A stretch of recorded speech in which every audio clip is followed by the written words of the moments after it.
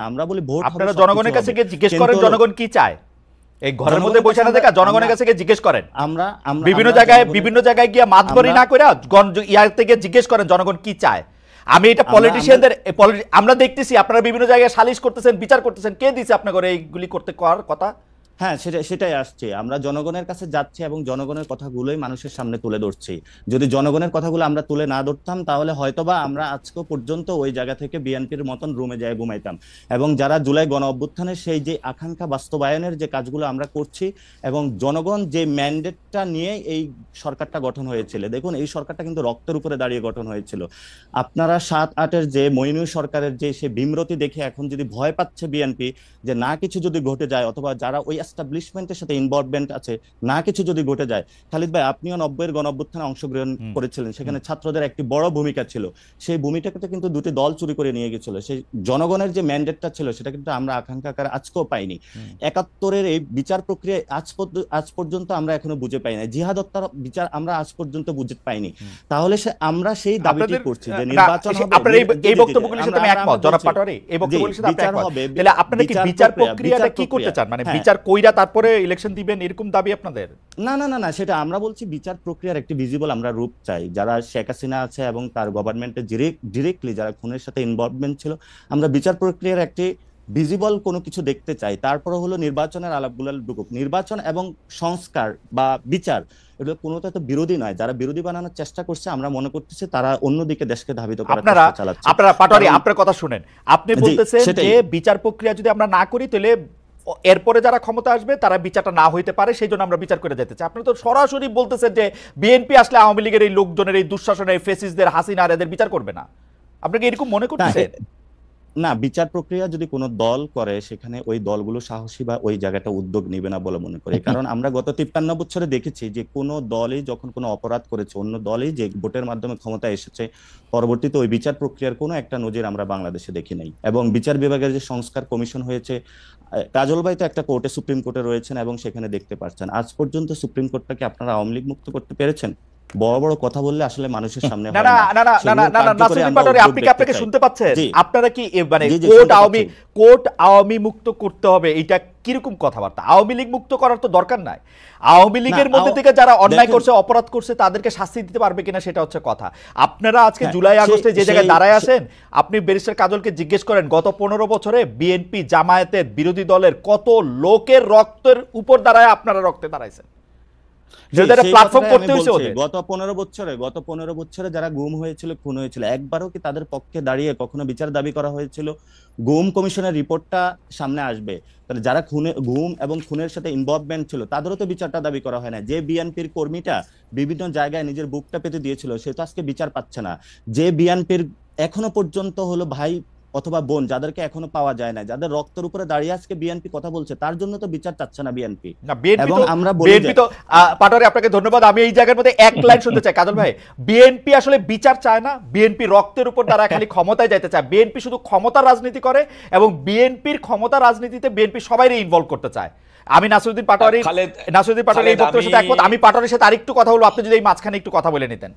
খালেদ, আমি শুধুমাত্র নাসিরুদ্দিন পাটোয়ারি আমার বয়সে অনেক তরুণ, মানে সে কারণে তার সমস্ত কথার আমি সঙ্গত কারণেই আমি জবাব দিব না। উনি আমার একটা পরামর্শ নেবেন না।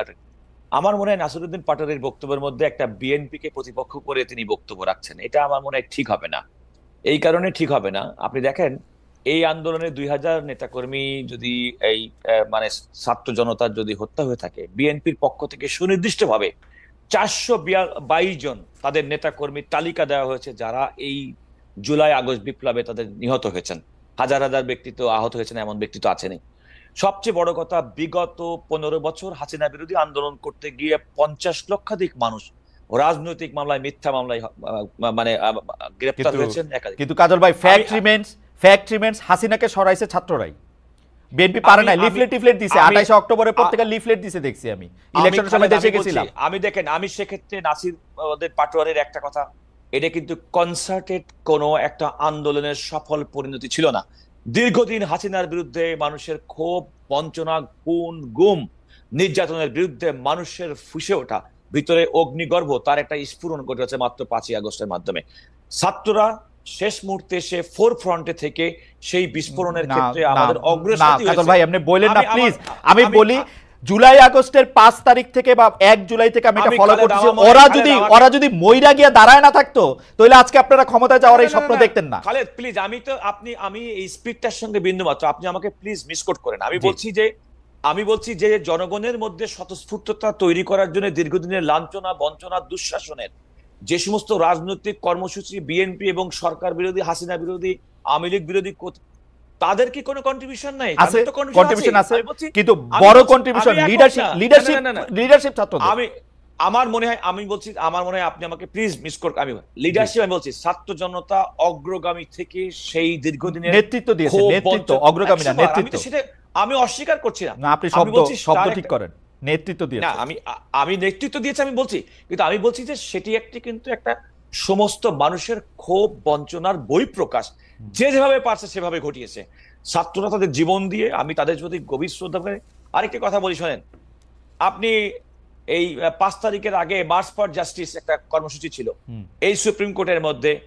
আপনি খেয়াল করে দেখবেন খুব গুটি কয়েক ছাত্র, বিশ্ববিদ্যালয় বন্ধ ছিল, তারা কিন্তু সুপ্রিম কোর্টের মধ্যে আসার সুযোগ দিচ্ছে। আমরা কিন্তু আইনজীবীরা পুলিশের সঙ্গে, আমরা আইনজীবীদের ছাত্রদের পাশে দাঁড়িয়ে সুপ্রিম কোর্ট কেন্দ্রিক মার্চ ফর জাস্টিস যে কর্মসূচি 3 তারিখে সম্ভবত সেটা আমরা সফল করতে সক্ষম হয়েছি। সুতরাং শ্রেণী পেশার মানুষ, আমাদের কি কোনো নির্দলীয় ক্যারেক্টার ছিল না, আমাদের একটা দলীয় ক্যারেক্টার ছিল, কিন্তু আমাদের অভিন্ন লক্ষ্য ছিল। Okay. অভিন্ন লক্ষ্য ছিল একটা ফ্যাসিবাদ মুক্ত আমি আসলে আসবো আবার কাজল ভাই 2টা মিনিট একটু পাটোয়ারিকে শুনে আসি। আমি শুধু এটা জানতে চাইছিলাম যে বিএনপি শুধু সুযোগের মধ্যে অপেক্ষায় থাকে, সুযোগটাকেই কাজে লাগাতে চাইতেছে কিনা। যেই সুযোগটা আমরা দেখছিলাম যে বাংলাদেশকে আসলে বদলায় দেওয়ার যে সুযোগ, এত ন্যারোলি বিএনপির মতো একটা জনপ্রিয় রাজনৈতিক দল, যে দলকে ভাঙার জন্য শেখ হাসিনা 15 বছর প্রাণান্তকর চেষ্টা করেছে, এবং পারছেও তো, সেই দল পারছেও তো, পারে নাই। আমি বলছি যে দেখেন, অন্যান্য যে কোনো দেশে বেগম খালেদা জিয়াকে কারাগারে রেখে প্রবাসী তারেক রহমানের নেতৃত্বে বাংলাদেশের সর্বশেষ 7 জানুয়ারি নির্বাচনে ছিল না তো নেতৃত্ব। আপনারা তো মিছিল খালেদ, করে, আপনি- ছিল না তো আমি নেতৃত্ব। একটা কথা বলি, জি আমি বলি বিএনপির এত বড় একটা বিশাল রাজনৈতিক দল, জি। আপনি যদি আইডেন্টিফাই করতে চান যে আপনি অমুককে দেখি না, অমুককে দেখি নাই, তাহলে দীর্ঘদিনের কাজল ভাই আমি একটু পাটোয়ারির সাথে কথা বলি। আমি শুধু এই কথাটা বলে রাখি, 28শে অক্টোবর এত বড় একটা সমাবেশের মধ্যে থেকে 2023 28 অক্টোবর এত বড় সমাবেশের মধ্যে একটা সাউন্ড গ্রেনেড, একটা হুমকি, 3টা একটা ইয়াতে কিন্তু বিএনপি সরে গেছিল। আমরা আসতেছি আপনার কাছে বেরেশা কাজল, আমরা একটু আসতেছি। আমরা এখন এই জায়গাটার মধ্যে থেকে একটু জনাব নাসিরউদ্দিন পাটোয়ারিকে একটু শুনতে চাই। জনাব নাসিরউদ্দিন পাটোয়ারি, আপনারা আওয়ামী লীগের যে বয়ান, মুক্তিযুদ্ধ নিয়ে, চেতনা নিয়ে বা অন্য কোনো কিছু নিয়ে, সেইটাই আপনারা প্রতিষ্ঠিত করতে চাইতেছেন কিনা যে আসলেই মানে ওগুলি আওয়ামী লীগের সম্পত্তি? এবং আমি ব্যারিস্টার ফুয়াদের কথাও বলতে চাই যে বিজয় দিবস মানি না, দরকার নাই, নতুন বিজয় দিবস খুঁজি, জাতীয় সঙ্গীত চেঞ্জ করি, জয় বাংলা ভালো না, ইত্যাদি আর কি। না, প্রথমত হলো মুক্তিযুদ্ধের অপমান করি। প্রথমত হলো বিএনপি আমাদের প্রতিপক্ষ নয়, কিন্তু বিএনপির কোন নীতি যদি ওল্ড সিস্টেমের সাথে যায়, আমরা সেই সিস্টেমটার বিরোধী। এটা বিএনপিকে সুস্পষ্টভাবে এটা বুঝতে হবে। এবং বিএনপির এই আন্দোলনে অংশগ্রহণ ছিল, বিভিন্ন জায়গা থেকে তাদের সাপোর্ট দিয়েছিল, সেটা তারা অনেকে আন্দোলনে অংশগ্রহণ করেছিল, তাদের কর্মীবৃন্দ। কিন্তু বিএনপির এটা বুঝতে হবে যে দলীয়ভাবে তারা কিন্তু অংশগ্রহণ করে নাই। অনেক ছিল বিএনপি নেতা, তাদের বাচ্চারা হলো তার বাপের নির্দেশ অমান্য করেই মাঠে চলে এসেছিল। তো ফলত তাদের পালসটা হলো বিএনপিকে বুঝতে হবে, তরুণ প্রজন্মের যেটা পালস, এটা হলো বিএনপির যারা নেতৃবৃন্দ আছেন তারা ভেবে দেখবেন। আর সেকেন্ড যেটা বলেছিলেন যে আমরা বরাবরই বলে থাকি আমাদের যাত্রাটা শুধু 24 থেকে না, আমাদের যাত্রাটা হলো 40 থেকে। সেখানে আমরা ইতিহাসের বাঁকটা টেনে থাকি যে আমরা যে একটা ন্যাশন স্টেট চেয়েছিলাম, বাংলাদেশের মানুষ শান্তিতে থাকবে, সেটা 40ও কিন্তু ব্রাহ্মণবাদীদের কারণে হলো আমাদের সেই অখণ্ড বাংলাটা আমরা পাইনি। আমরা 71-এ যে মুজিববাদী দিল্লির এক্সটেনশন সরকার প্রতিষ্ঠিত হয়েছিল, পরবর্তীতে 72-এর দিক থেকে জনগণের আকাঙ্ক্ষার সাথে কিন্তু তারা বেইমানি করেছিল। আমরা কিন্তু 71-এ সে লড়াইয়ের আকাঙ্ক্ষাকে ধারণ করে সাম্য, মানবিক এবং ন্যায় মর্যাদার যে একটি রাষ্ট্র চেয়েছিল, সেটা কিন্তু পরবর্তীতে হয়নি। আমরা সেই জায়গা থেকে 71 এবং 24-এর একটি সংশ্লেষণ ঘটাতে চাই, এবং যারা এই বিষয় নিয়ে বিতর্ক সৃষ্টি করবে, আমরা মনে করি যে হয়তোবা তাদের কোনো হীন উদ্দেশ্য রয়েছে এবং এটা বাংলাদেশে একটা বিভাজনের আবারও সেই রাজনীতিটা করতে চাচ্ছে।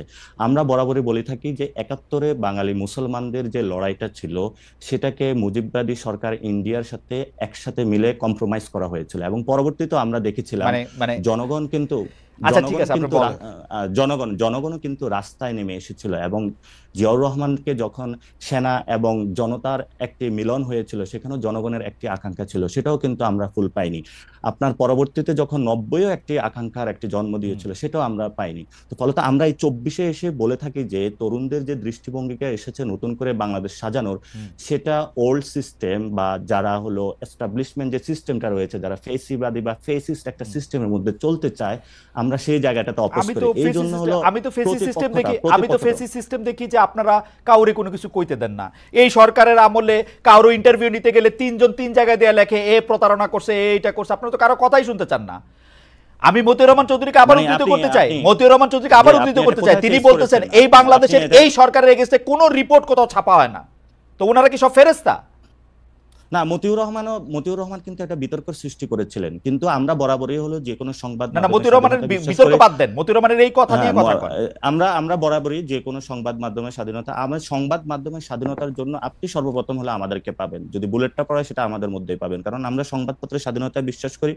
এবং এই সরকারের সময় সর্বোচ্চ লেভেলের হলো বাংলাদেশের সংবাদপত্র এবং মিডিয়া যারা আছে সর্বোচ্চ স্বাধীনতা ভোগ করছে। আপনি মিডিয়া পাড়ায় খোঁজ নেন, বিভিন্ন জায়গায় খোঁজ নেই বলতেছি। আমি আপনার একটা তথ্য দিই, জনাব নাসিরউদ্দিন পাটোয়ারী, আপনাদের সমন্বয়কদের একজন জনাব হাসনাত, তিনি একটা টেলিভিশনের মালিকের ভবনে গিয়ে একটা লিস্ট ধরায় আসছেন যে এই 10 জনকে বাদ দিতে হবে, নাইলে সময় টিভি থাকবে না, ওইটাকে ইয়া করা হবে। খালিদ ভাই আপনার তো তাহলে মিডিয়া পাড়ায় অনেক বন্ধু বান্ধব রয়েছে, মিডিয়াগুলো কারা দখল করেছে, সেই মিডিয়াগুলোর ভূমিকা কি ছিল? এখন দখল করছে বিএনপি লোকেরা। এখন বিএনপি লোকেরা আর সমন্বয়ক, বিএনপি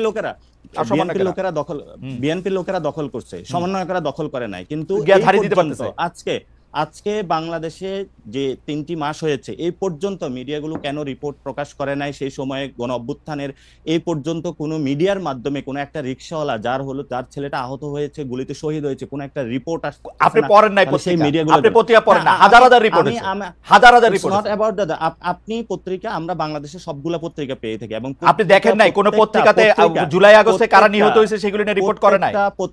প্রত্যেকটা পত্রিকা আমরা টু দা পয়েন্টে পড়ে থাকি। এবং জুলাই আগস্টে জুলাই আগস্টে হত্যাকাণ্ড নিয়ে রিপোর্ট করে নাই পত্রিকা? খালিদ ভাই, আপনি বাংলাদেশের মিডিয়া পাড়ায় এখন যা চলছে, আপনি এখনো দেখবেন বাংলাদেশের মিডিয়া পাড়ায় এখনো এই গণ অভ্যুত্থানের পরেও কিন্তু আওয়ামী লীগের সংবাদ প্রচার হয়েছিল, এখনো কিন্তু বিভিন্ন জায়গায় আওয়ামী লীগের হলো গোপন বার্তা প্রচারিত হচ্ছে। ওই বিষয়গুলো আপনাদের কোনো অবজারভেশনে? না, অবশ্যই অবজারভেশন আছে। আপনি কি মনে করেন যে শেখ হাসিনা গণভবনে থাইকা এসএসএফ লইয়া এতগুলি ইন্দুর এতগুলি বান্দর লইয়া ক্ষমতায় টিকতে পারে না, হেলিকপ্টারে চলে গেছে? আপনার কাছে কি মনে হয় গোপন বার্তা 2টা দিলে পত্রিকা প্রকাশিত হইলে আপনাকে ইয়া চলে যাবে, শেখ হাসিনা আবার আইসা পড়বে ক্ষমতায়? এই আপনাদের ধারণা? সংবাদ মাধ্যমে শেখ হাসিনা বক্তব্য প্রকাশ করতে অসুবিধা কি? শেখ হাসিনা আসার বিষয় না, আসার বিষয়টা যখন আপনি নিষিদ্ধ একটি সংগঠনকে, যার খুনের রক্তের দাগ এখন আছে, আপনি তো তাকেও নিয়ে আসতে চেয়েছিলেন। হ্যাঁ, চাইছিলাম তো। জনগণ যখন কথা বলেছে, আপনি কিন্তু সেখান থেকে পিছপা হয়েছে না? পিছপা হয়েছে আপনারা মামলা করার হুমকি দিবেন, আমি অ্যাটর্নি জেনারেলের সাথে কথা কইছি, তারা কইছে যে হ্যাঁ এটা মামলা করা যাইতে পারে। হ্যাঁ দিবেন তো। আমি একজনের সাথে কথা কইতে চাইছি, জনাব নাসিরউদ্দিন পাটোয়ারী, আমি একজনের সাথে কথা কইতে চাইছি, আপনারা আমার সাথে কথা না বইলা আপনারা স্ট্যাটাস দিয়ে দিবেন যে আমি প্রতারণা করছি। আপনি জানেন প্রতারণা শব্দের মানে জানেন? জি জি, এটা আমি কিন্তু এটার স্ট্যাটাসের দায়ভার নিচ্ছি না, কারণ যে স্ট্যাটাস দিয়েছে সেটাতে সে জায়গাতে বলুক। কিন্তু আমরা স্পষ্টত যেটা দেখি, ক্যাম্পাসে আমরা যাদের হাতে মাইর খেয়েছি, যারা আমাদের প্রতিনিয়ত পিছাইছে, যারা প্রতিনিয়ত যাদের হাতে হলো খুনের, আমি ওরে নিয়ে আইসা কোলে বসে আদর করতাম, এরকম আপনার ধারণা? না, আপনি কোলে নিয়ে আইসা আদর করেন, অথবা ও আইসা কথা বললে সব লোক আপনাদের বিরুদ্ধে চলে যেত। তাহলে আপনার সাথে তো তাদের সাথে যোগাযোগ আছে। আমার সাথে যোগাযোগ নাই, যোগাযোগ থাকতে হয় না। 50টা জায়গায় আপনাদের সাথে যোগাযোগ আছে, এবং সেই জায়গাতে বাংলাদেশের ইন্টেলিজেন্সকে একটু হেল্প করবেন, কিভাবে তাদেরকে ফিরিয়ে এনে এই শিখছেন, দাবিতে হলো বিচারের জার্নালিস্টিক, এই শিখছেন আপনারা জার্নালিজম, যে আমরা আমাদের সাথে আওয়ামী লীগের লোক যোগাযোগ করলে আমরা ইন্টেলিজেন্সে তাদের নাম্বার দিয়ে দিব। এই হচ্ছে আপনাদের জার্নালিজম সম্পর্কে ধারণা। এটা হলো আমাদের জার্নালিজম ধারণা না, এটা হলো যে জায়গা থেকে খুনের বার্তা গেলে তারা আসুক বিভিন্ন জায়গায়, তারা মাঠে দাঁড়াক। শোনেন, এই যে সাদ্দাম, আমি আজকে টেলিভিশনে বলি, এই সাদ্দাম দিয়া আমি হচ্ছে ওয়ার্স্ট সাফারার। ওকে আমি একটা প্রশ্ন করার পরে ও হচ্ছে 60,000 ফেসবুক ভুয়া পেজ খুলে আমার বিরুদ্ধে লিখছে। আমি মনে করছি ও আসবে না, ওইটা তার জন্য পিকনিক হইতো না। এটা এটা এটা এটা আপনিও তার ভিকটিম ছিলেন হ্যাঁ, এখনো তাহলে বাংলাদেশে। সেই জন্যই তো আমি তার আচ্ছা প্রশ্ন খালিদ করতে ভাই, চাই। আপনারা কি দেখেছেন যে এই টিমের একটি স্ট্যাটাসে এবং তাদের একটা লাইভ টক শোতে সবাইকে হত্যার হুমকি দিয়েছে, এটা কি আপনি দেখেছিলেন? আমি আমি আমি আমি আমি আমি আমি এগুলি দেখি না, আম সরি। আপনি আসলে না আমরা না প্রশ্নের আপনি মধ্যে তো আসেন, দেখবেন না। প্রশ্নের মধ্যে আসেন, প্রশ্নের মধ্যে আসেন, কারণ এই যে আপনি যে এটার কথা বললেন, এটা নিয়ে আমার কোনো ইন্টারেস্টই নাই, দেখেন কোনো ইন্টারেস্টই নাই। এখন এরকম ট্যাগিং করেন না। জুলাই জি জি স্পিরিটের জুলাই অবস্থার একদম স্পিরিটটা ধারণ করেই আমরা বলতে চাই যে আমরা একটা গণতান্ত্রিক সরকার চাই। আপনারা ক্ষমতা আসেন, আপনারা বিএনপি কে বাইর করে দেন 100 বছরের জন্য, এটা আমরা চাই, কিন্তু ভোট নিয়ে আসেন। হ্যাঁ সেটাই, আমরা ভোটে যাব, কিন্তু ভোটের মধ্যে সেই জায়গাতে আমরা আওয়ামী লীগের কোনো পুনর্বাসন দেখতে আওয়ামী চাই লীগের না। আওয়ামী পুনর্বাসনের লীগের কথা একটি করতে আসলো, আপনারা নির্বাচন করবেন, আওয়ামী লীগকে সেটাই ইলেকশন এখন করতে বিচার, দিয়েন না, নিষিদ্ধ করে দেন। তাহলে আওয়ামী লীগ প্রশ্নে তাহলে বিএনপির অবস্থান ক্লিয়ার করুক, জাতি তার অবস্থান ক্লিয়ার করক, সেই জায়গায় কিন্তু অবস্থান আপনারা যদি ক্লিয়ার, ক্লিয়ার না হয় মানে বিচার সরকারে প্রক্রিয়ার মধ্যে বলেন আওয়ামী আমরা লীগকে তো নিষিদ্ধ আমরা করে দিতে, সরকারে বলেন না আওয়ামী লীগকে নিষিদ্ধ করে দিতে, বিএনপি দেখেন কি খালিদ করবে? ভাই, এখানে হলো আইনজ্ঞ একজন ব্যক্তি রয়েছেন এবং আপনিও বেশ ভালো পড়াশোনা আছে, আপনি যদি ডিরেক্টলি যেমন ছাত্রলীগকে নিষিদ্ধ করা হয়েছিল উইদাউট এনি কমিশন, তার কোনো বিচার প্রক্রিয়ার মধ্যে কিন্তু সে আসে নাই, আপনি যদি আওয়ামী লীগকে এভাবে নিষিদ্ধ করেন উইদাউট এনি বিচার, তো সে কিন্তু কোনো কমিশন গঠন ছাড়া আপনি একটা দলকে নিষিদ্ধ করে দিলেন, করেন কিন্তু কমিশন তার কোনো গঠন, বিচার করলো কমিশন না। গঠন করেন। সেই সেই বিষয়গুলো তো আমরা দাবি তুলছি, কিন্তু এই দাবিগুলো তো আমরা জনগণের পক্ষের কাছে গিয়ে বুঝাচ্ছি, তুলছি। আমরা তো জনগণের কাছে এখনই যায় নির্বাচনী সভা করছি না, আমরা তো জনগণকে এখনই গিয়ে যায় প্রেসার দিচ্ছি না, ভোট চাই ভোট চাই ভোট চাই, আমরা তো এই কাজগুলো এখন করছি না।